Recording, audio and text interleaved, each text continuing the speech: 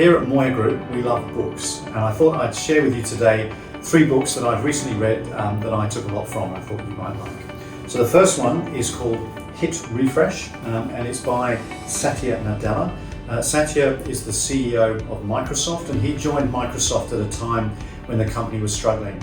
And it's really about how he sort of turned that organization around. And what I took from this book were a couple of things. Firstly, was he went right back to the basics in terms of their culture and was very clear on that. And then secondly, he really led with a lot of empathy throughout the organization and expected excellence, but it was done with a very empathetic lens. And the result is that Microsoft is now one of the leading corporations in the world. So that's my first book. The second book that I really enjoyed reading was this one here, and it's called Legacy by James Kerr. And it's a story about how the All Blacks, as a sporting team, have been able to stay so successful for so long, coming from such a small country as well, when you keep that in mind.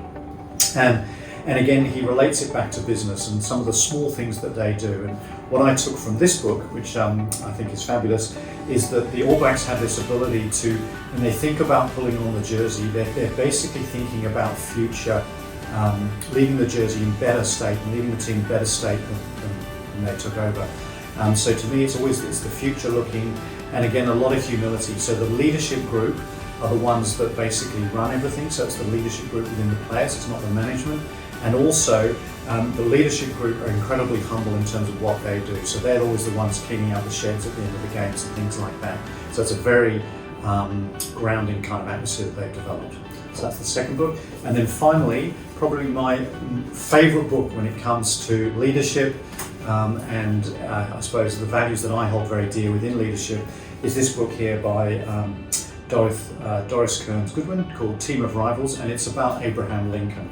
They made a film on it as well, and to me this book describes the way that Abraham Lincoln effectively acted as president. And what I took from this book was a number of things. First of all was his incredible humility in really difficult, trying situations.